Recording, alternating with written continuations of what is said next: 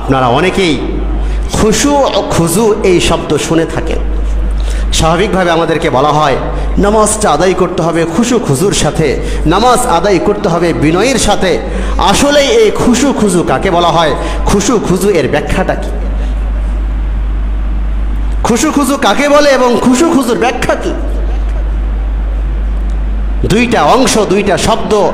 এক শব্দ হচ্ছে খুশু আর আরেক শব্দ হচ্ছে খুজু। এই দুই শব্দের সাথে আমরা পরিচিত, ঠিক না? কথা বলেন। এই দুই শব্দের সাথে আমরা পরিচিত, এই দুই শব্দ আমরা বারবার শুনে থাকি, কিন্তু আসলে এই দুই শব্দের অর্থ কি, এই দুই শব্দের চাহিদা কি, এই দুই শব্দের চাওয়া কি, এটা আমাদের জানার দরকার আছে না নাই? আরো জোরে বলেন, জানার দরকার আছে না নাই? এটা আমাদের জানার দরকার আছে। খুশু এবং খুজু দুই শব্দ, এক শব্দের নাম হচ্ছে খুজু। খুজু যেই শব্দটা, খুজুও বলা হয় নামাজের বাহ্যিক অবস্থা, নামাজের বহিরাগত অবস্থাগুলোকে সুন্দর করে নেওয়া। অর্থাৎ আমি যে নামাজে দাঁড়াবো, নামাজে দাঁড়ানোর আগেই আমার শরীর পবিত্র করে নেওয়া, কাপড় পবিত্র করে নেওয়া, কেবলাকে সামনে রাখা, অর্থাৎ নামাজের যাবতীয় প্রস্তুতি সুন্দরভাবে গ্রহণ করা, এটাকে বলা হয় খুজু। তাহলে খুজু কাকে বলা হয়?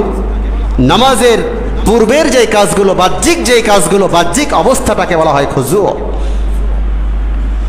এবং কতটা বিনয়ের সাথে একগ্র চিত্তে সালাত আদায় করা উচিত।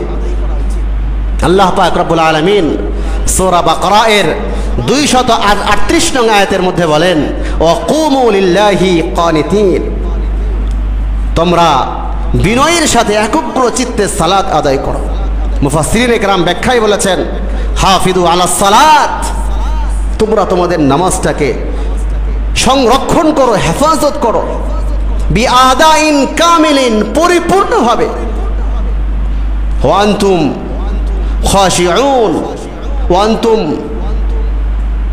মুতমাইন্নুন, ভীতির সাথে, বিনয়ের সাথে, খুব নম্রতার সাথে, আমামাল্লাহি সুবহানাহু ওয়া তাআলা ফি সালাতিকুম, তোমরা তোমাদের নামাজে বিনয়ের সাথে একগ্র চিত্তে আল্লাহ পাক রব্বুল আলামিনের সামনে দাঁড়িয়ে যাও। এটা হচ্ছে খুজু। সাহাবায়ে কেরামের নামাজ কতটা ধীর স্থিরতার সাথে ছিল। বিশ্বনবীর সাহাবী হযরতে আলী রাদিয়াল্লাহু তাআলা আনহু জিহাদের ময়দানে গেলেন, যুদ্ধ করলেন। হযরতে আলীর পায়ে তীর গেঁথে গেল, তীর বেঁধে গেল। সাথী সঙ্গীরা অনেক চেষ্টা করলেন হযরতে আলীর পা থেকে তীরটা বের করার জন্য, সবাই ব্যর্থ হয়ে গেলেন। এবার বললেন, আলী আপনি নামাজে দাঁড়ায়া যান। হযরতে আলী রাদিয়াল্লাহু তাআলা আনহু নামাজে দাঁড়িয়ে গেলেন। তার সাথীরা তার পা থেকে তীরটা বড় কষ্টে বের করে আনলেন। হযরতে আলী এইভাবেই নামাজ শেষ করলেন। যখন নামাজ শেষ হয়ে গেল, হযরতে আলী তার পায়ের দিকে তাকিয়ে দেখেন পায়ে আর তীর নাই। হযরতে আলী জিজ্ঞাসা করলেন, আমি যখন সালাত শুরু করেছিলাম আমার পায়ে তীর ছিল, তোমরা কিভাবে আমার পা থেকে তীরটা বের করলে? তার সাথী সঙ্গীরা বললেন, হযরতে আলী আপনি যখন নামাজে দাঁড়িয়ে গেলেন, আর নামাজে দাঁড়ানোর পর আপনার সম্পর্ক সরাসরি আপনার মালিক আল্লাহর সাথে যখন হয়ে গেল, আমরা বুঝতে পারলাম এই মুহূর্তে আলীর পা থেকে তীরটা বের করলে আলী কোনো খবরও পাবে না। আল্লাহু আকবার। আপনি চিন্তা করেন, যেই তীর নামাজের বাইরে পা থেকে বের করা সম্ভব হয় নাই, হযরতে আলী নামাজে দাঁড়িয়ে গেছেন, পা থেকে তীর বের করা হয়েছে। হযরতে আলী বলেন, আল্লাহর কসম করে বলি, তোমরা আমার পা থেকে তীর বের করেছ, আমি বিন্দু পরিমাণও খবর পাই নাই।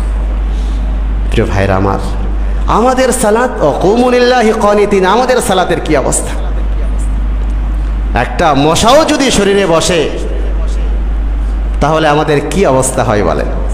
অন্তত এই অবস্থা তো হয়, হায়রে মশা আসি নামাজে, যদি নামাজে না থাকতাম তোর যে কয়টা বাজাইতাম।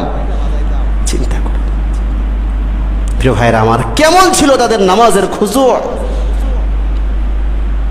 তো এটা হচ্ছে খুজু, নামাজের বাহ্যিক অবস্থা। নামাজের আভ্যন্তরীণ অবস্থাকে বলা হয় খুশু।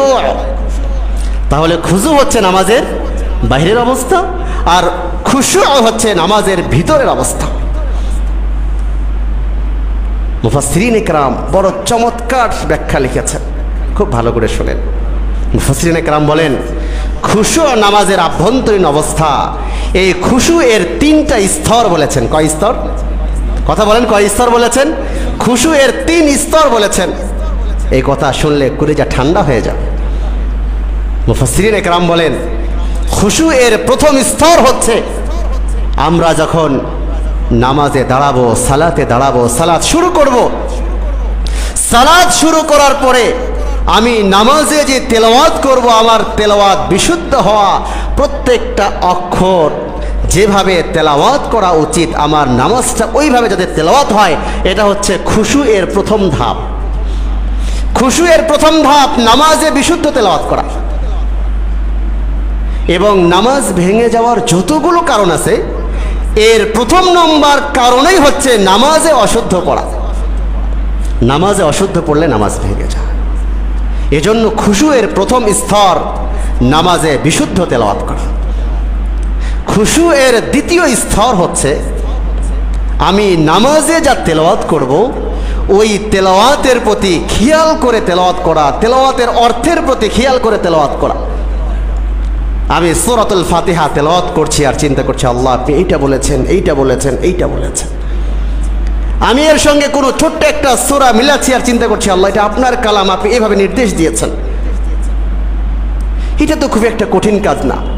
আমরা আমাদের 5, 7, 10, 20টা যে ছোট সূরাগুলো পারি, এই সূরাগুলোর বাংলা তরজমা যখন মুখস্থ করে নিব, আর যখন নামাজে দাঁড়াবো আর নামাজে দাঁড়িয়ে সূরাতুল ফাতিহা এর সঙ্গে কোনো সূরা মিলাবো, আর ওই সময় অর্থের দিকে খেয়াল করবো, আল্লাহ আপনি এই সূরায় এই কথাগুলো বলেছেন। পারা যাবে না? এটা কি কঠিন কাজ? সহজ কাজ। এটা হচ্ছে খুশু এর দ্বিতীয় নম্বর স্তর। খুশু এর চূড়ান্ত পর্যায়, যেটা সরাসরি বান্দা তার মালিকের সাথে সম্পর্ক স্থাপন করে নেয়। খুশু এর চূড়ান্ত পর্যায় হচ্ছে বান্দা নামাজে দাঁড়িয়ে চিন্তা করবে, আমি আমার রব, আমি আমার মালিক আল্লাহকে দেখে দেখে নামাজ আদায় করছি। আল্লাহু আকবার। সাহাবাদের নামাজ তো এমনই ছিল, রাসূলের নামাজ তো এমনই ছিল, আল্লাহকে সামনে রেখে নামাজ আদায় করছে, আল্লাহকে হাজির মনে করে নামাজ আদায় করছে। এভাবেই তাদের সালাত এমনই ছিল। বুখারী শরীফ, সহিহ বুখারী এর 50 নম্বর হাদিসের অংশ বিশেষ রাসূল বলেছেন, আনতা আবুদাল্লাহা কাআন্নাকা তারাহু ফাইন লাম তাকুন তারাহু ফাইন্নাহু ইয়ারাক। যখন তুমি নামাজে দাঁড়াবে, আনতা আবুদাল্লাহ, এইভাবে ইবাদত করো। আনতা আবুদাল্লাহা কাআন্নাকা তারা, যেমন নাকি তুমি আল্লাহকে দেখে দেখে নামাজ আদায় করছো। ফাইন লাম তাকুন তারা, যদি কমপক্ষে এইটা না হয়, ঈমান যদি ওই পর্যায়ে না পৌঁছে, যদি ঈমান দুর্বল হয়, ফাইন লাম তাকুন তারা, যদি এইটা সম্ভব না হয় যে আমি আমার মালিক আল্লাহকে দেখে দেখে নামাজ আদায় করছি, এইটা সম্ভব না হয়, অন্তত এইটা মনে করো যে আমার মালিক আল্লাহ আমার নামাজটা দেখছেন। এটা সম্ভব না? কথা বলেন। আমি যখন নামাজে দাঁড়াবার চিন্তা করব, আমার মালিক আল্লাহ আমাকে সরাসরি দেখছেন। আমি এক একটা আয়াত তেলাওয়াত করছি, আর এই আয়াতের উত্তর আমার মালিক আল্লাহ সরাসরি দিচ্ছেন। আন তা'বুদাল্লাহ কাআন্নাকা তারাহু ফাইন লাম তাকুন তারাহু ফাইন্নাহু ইয়ারাক। যখন আমি এটা চিন্তা করব যে আমার মালিক আমার পুরা নামাজটাই দেখছেন, তো ওই সময় আমার আপনার নামাজটা কেমন হবে চিন্তা করেন। প্রিয় ভাইরা আমার, আজকে আমাদের এই যে খুশু এবং খুজু, সূরাতুল মুমিনুনের 2 নম্বর আয়াতের সার মর্ম, আল্লাহ তাআলা যেটা চাইলেন, বিনয়ের সাথে নামাজ আদায় করো। আজকে আমরা বুকে হাত দিয়ে যদি বলি যে আমার এবং আপনাদের, আমাদের সালাতের কি অবস্থা।